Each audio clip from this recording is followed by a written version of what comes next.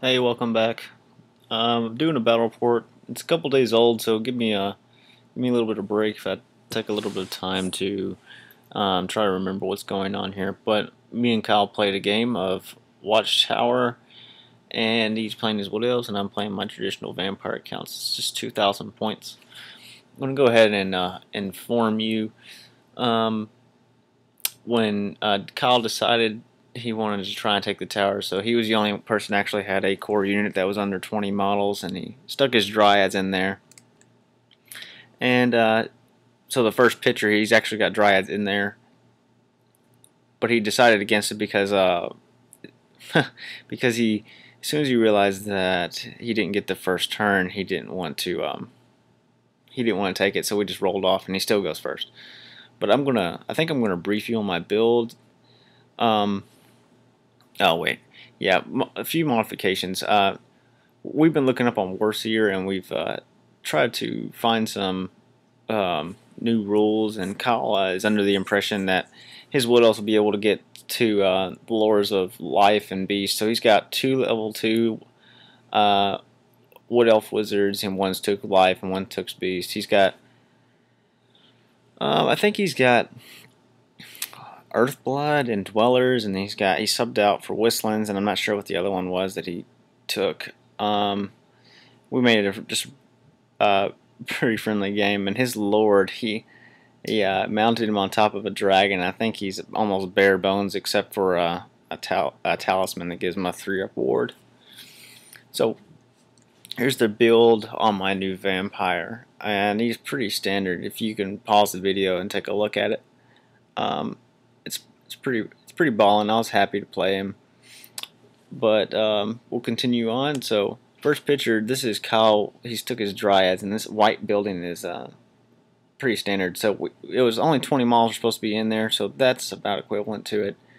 Going from left to right on Kyle's side, he's got some 10 Way Watchers, and he's got an Eagle, a unit of I think 30 plus archers. He's got both of his wizards in there, and 8 Treekin, his dragon and lord over there, another Eagle, and his dryads have moved up. And I think, yeah, I'll just go down my line here. From the left to right, Terrorgeist, Vargulf, 25 skeletons, no command. Got a vampire in there with Lower Shadow, and 40 Graveguard. Got a Necromancer in there with a Dispel Scroll. And I think I just gave him Van Hells. And 40 Ghouls, and then my Vampire Lord. Oh, and the Graveguard's got full command Banner of the Barrows. This is another picture. Sweet. Another picture on Kyle's side. I'm not exactly sure what that archer's doing back there. I think we made a funny joke, and yeah. Alright. Closer pictures. Alright, so this is this actual first movement. He's moving some stuff up right now. And that's his dryads. They're 2 inches away from the building here.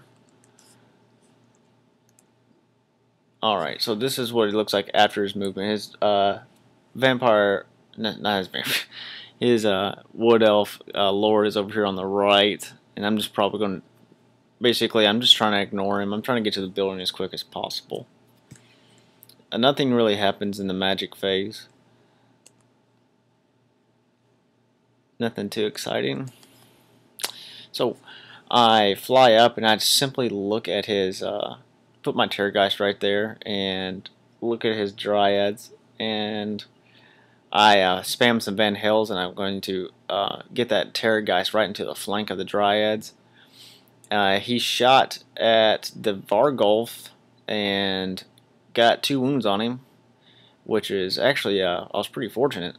And then on my turn, I simply moved him into the 4, so he'd be harder to hit, because I don't want to lose him just yet.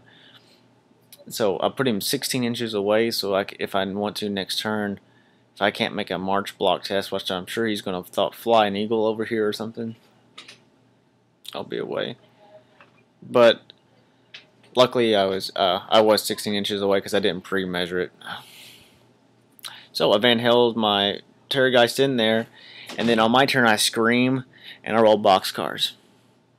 And I was like, wow, you know, that's a pretty good roll, and it wiped the entire unit. So it was an 18 total. He had 10 guys, leadership 8. They go kaboom. And what's so bad is I wanted one guy left so I could go to combat. I could, you know, stomp him, beat him in combat, overrun, and tie up those freaking tree can. That was my true objective. And I screamed, and apparently I screamed too loud, so now I couldn't overrun. I killed them all in the shooting phase. It's completely wiped them. So, unfortunately, the Terrorgeist is actually kind of just going to be screwed on the next shooting phase. And man, that was such a mess up. And it could have gone so much better. If I had just one guy left, it would have changed the entire game. So, on his turn, he flies an eagle right there. He moves his Lord behind my units, and that's fine. I simply just going to shuffle forward some more. I don't care. And he stuck that eagle in there so I couldn't get inside the tower. Yeah, he's an asshole. That's fine though. I mean, that's what they're used for.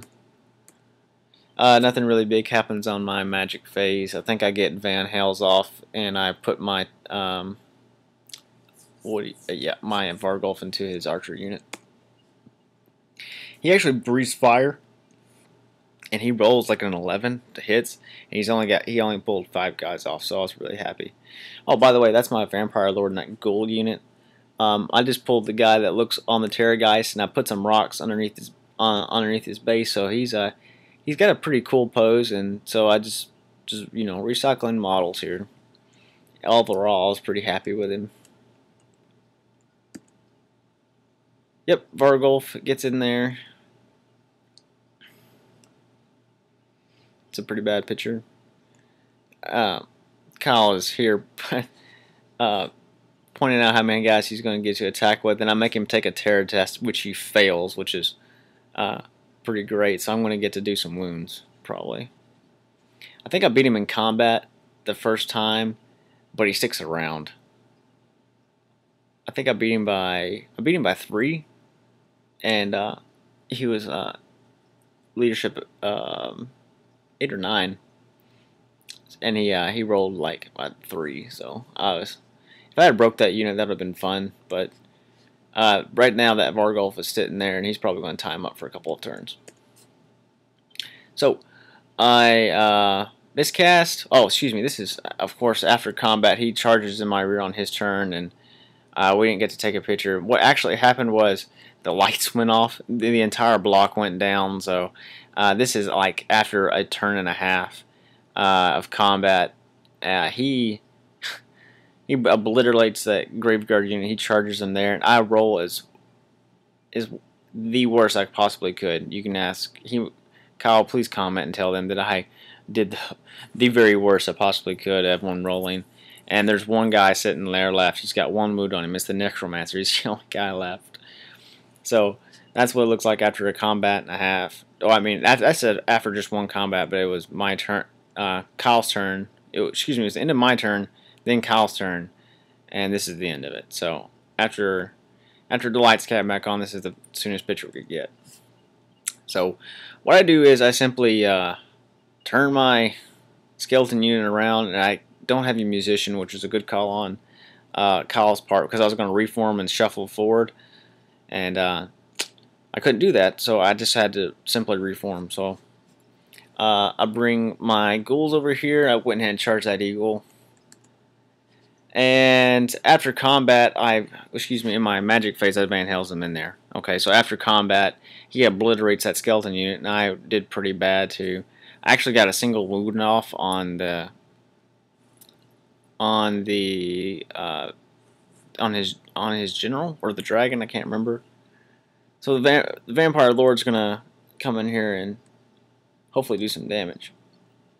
But after combat again, during his turn, I'm gonna go back.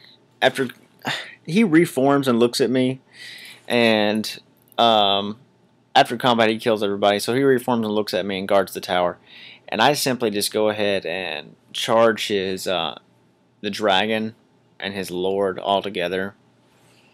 And my thinking behind that is I'm going to have to face them eventually, and I might as well do it with as many ghouls as possible. So um, I barely nick him, and he challenges. So and I accept. So after during the challenge, one-on-one, his highborn goes first, and he does absolutely no wounds. I think he gets 3 hits on, and he does 1 wound, and I deflect it with an armor save.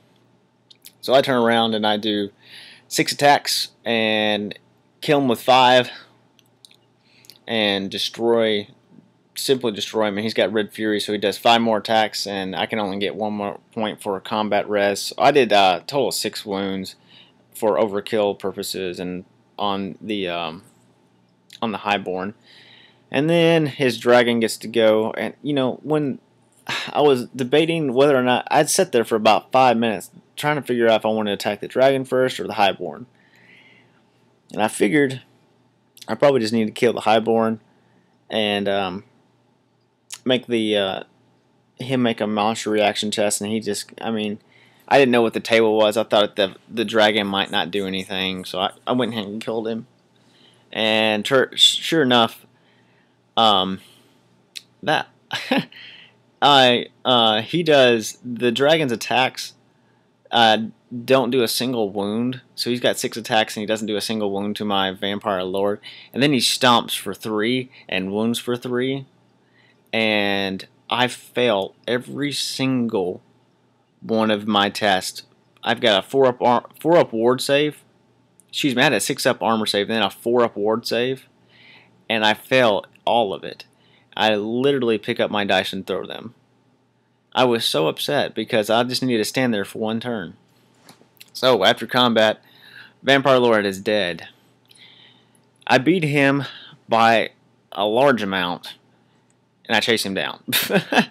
So the dragon's dead, and I killed everybody else but the expense of my Vampire Lord. And his next turn, he's just going to reform his tree can, and they jump in the building. So this is the last and end of the battle. I only have 1 unit left, and he had the treekin, his archer, and an eagle left. But it would have been game on, and if I had my Vampire Lord left, because my Vampire Lord had Summon Undead Horde, and I probably could have just stayed in that building if I got past the treekin. I would have stayed in that building and I would have won. So good game to Kyle, and I hope you enjoyed it. It was pretty fun, and there were some tactical errors, but for the most part, I just dice rolls sometimes that actually determine the game, and I was pretty happy about the way this one turned out. So I'll see you next time, and I'll bring one soon.